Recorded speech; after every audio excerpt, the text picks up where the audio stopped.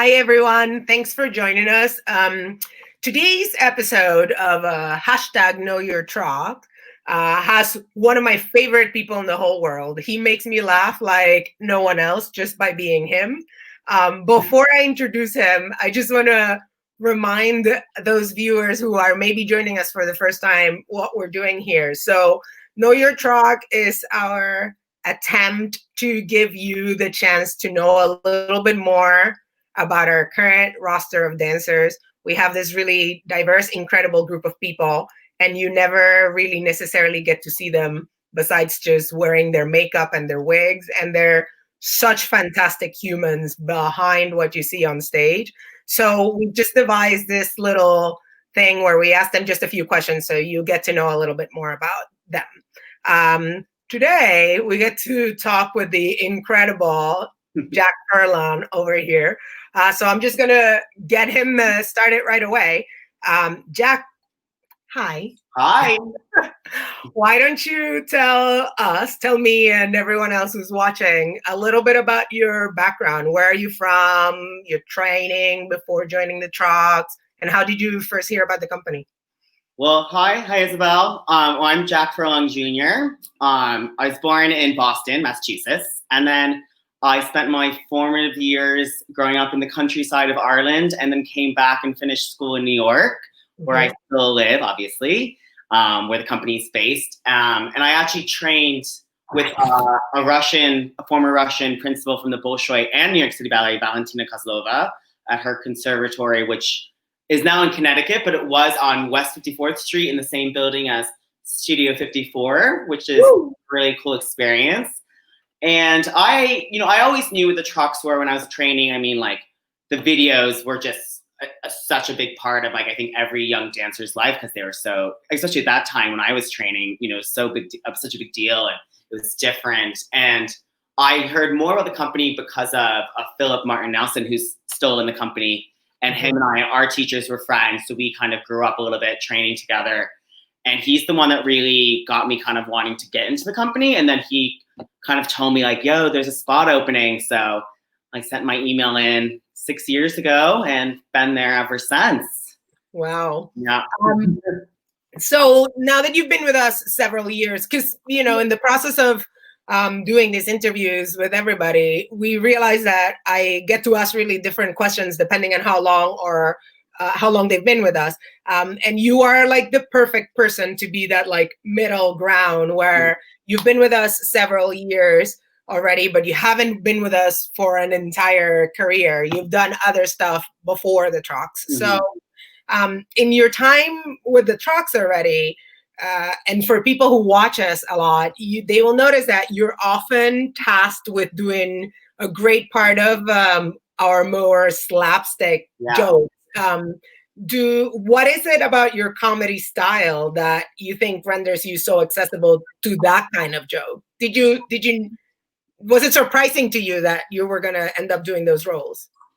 So I started kind of taking over a lot of more of the funny stuff about 3 years ago now. It's been that long now, taking over a lot of those stuff. And I was, there's a lot of the jokes that we do are kind of set and whatnot. And it was just really in rehearsals with our director, Tori Dobrin, where he started noticing kind of like my more improv that, like, he wouldn't have known because I didn't have those roles. And he just gave me a lot of freedom and to kind of play around. And I think that's just, as he saw that developing, as I started getting things, he noticed, like, I'm kind of quick on the fly. I definitely like to play around, even sometimes too much, but, like, I was definitely getting that freedom. So I kind of always wanted to start doing that, but had to wait a few years to get that. But I think I was given the opportunity to kind of, like, play around with those kind of things. So you definitely consider yourself or defined yourself as a bit of that class clown personality naturally? No, I mean, that's not how I think anyone would normally perceive me. Like, me from work. Like, that's not necessarily, like, I'm not really that kind of person. Right. Whether it was in normal school or ballet school, but, like, I always just feel like it's, like, inside of me a bit. I think maybe more personal with my friends. So, but, I'm definitely a little bit old-fashioned. So I was waiting for where I'm allowed to do that and being told I can do that. So I was just kind of glad for the opportunity to then, and now I get to do it all the time.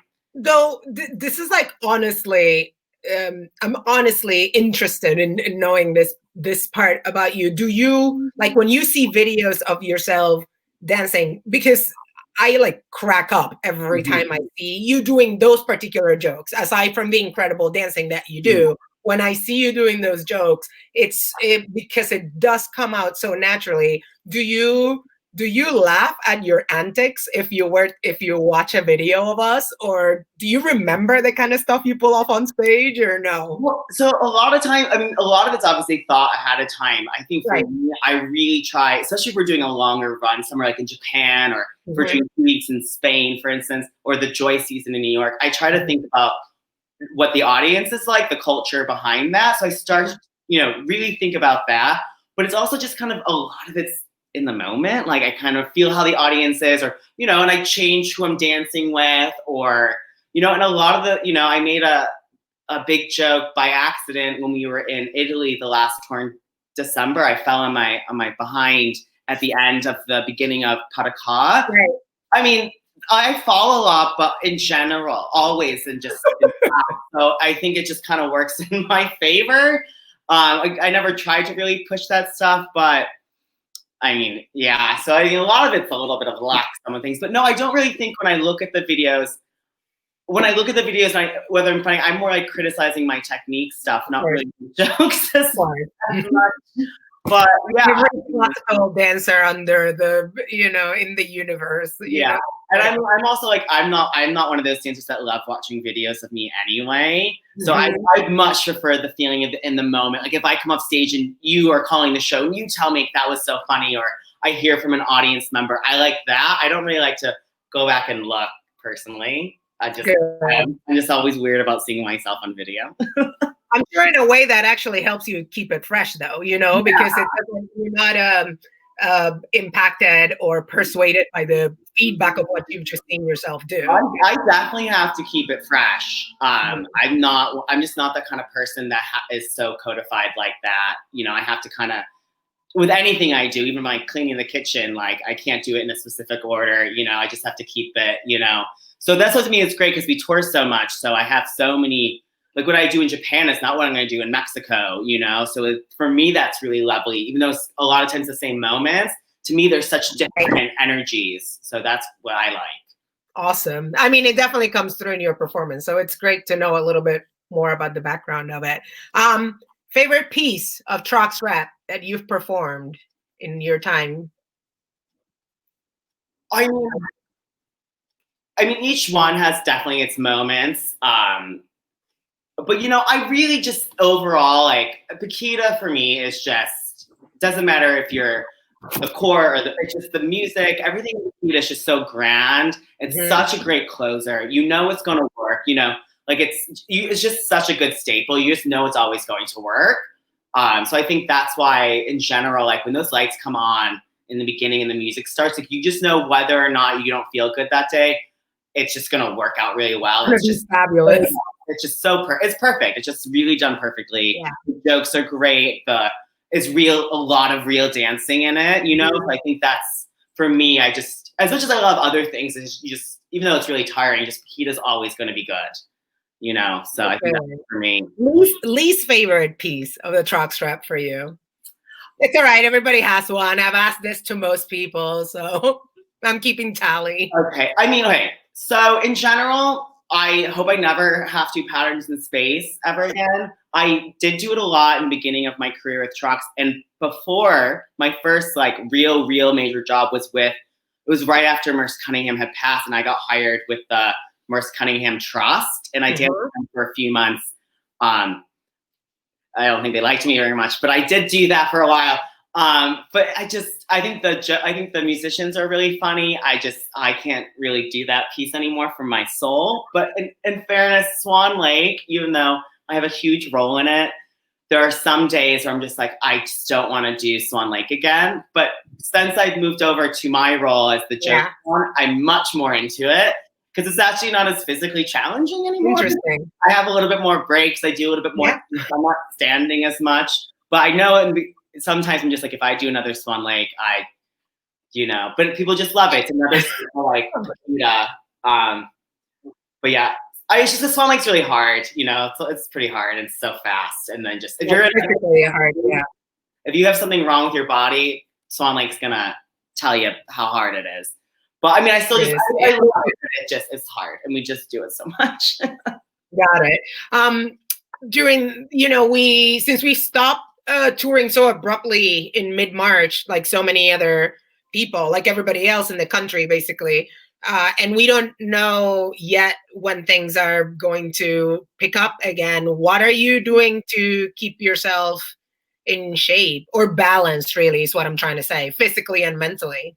Well, in the beginning, I was super good. I was like going crazy. I like was doing class every day, and then I was like doing extra like workouts and like a lot of new YouTube workout people that I really liked. And then probably like a month ago, I just like hit a wall, and I was like, I'm gonna enjoy the TV. So I've really been getting into my television, which then after a few weeks, like I'd have my mom calling me, and she's like, "Are you okay?" And I'm like, "I'm fine. I'm just, I'm just on the couch all day, So I definitely went like everyone else, kind of that lug there, especially in like May. I was just a little like, So I walked with the protest this week, which is good. It was amazing here where they're doing great work. So I think that was good. Just, I also walked 10 kilometers. So I think just it felt good to be, supporting people in this time. So I'm definitely trying to do so now that it's getting nicer out. I have a nice roof, so yoga up there. But for my mental thing, I actually started university again. Oh, wow. Great. Yeah. So I didn't realize when I stopped, I was so close to, I was working on my university degree since I was in the company, and I stopped a few years ago because it was just getting too much with traveling and stuff. And then I just re-entered again. I didn't realize how close I was to finishing. And now I wish I had kind of realized that I would have just been done by now. So I'm actually, because we have this time off, I'll hopefully be all done by, at least March, if not December. So I've started university again. So I'll be, incredible to do like, productive for myself and for my future, and I have time to, Yeah. Well done, man. I'm so proud. I'm so happy. I'm like, be done with it already. It's like 4 months. Well, thank you so much for taking the time to chat with us. Hopefully I didn't pull you away from your university work today. Oh, no, you're fine. You just Netflix. Yeah, right. I'm going right back as soon as we finish here. So before we sign off, I just want to remind everyone who's watching these Know Your Trock series that closures and cancellations have really majorly disrupted touring dance companies, arts organizations, the world over. So if you are enjoying the time you're spending in social media with us and other companies, and is in your power to do so, I would recommend that you consider donating to the arts during this time. As we sign off today, I'll leave the link of how you can donate to the Trocks. There are a plethora of other organizations that you can donate to. Right there in the ticker, we're also rolling our Instagram as well as Instagram address. Please feel free to follow us and follow him. And Jack, any final words that you have for the audience before we say goodbye?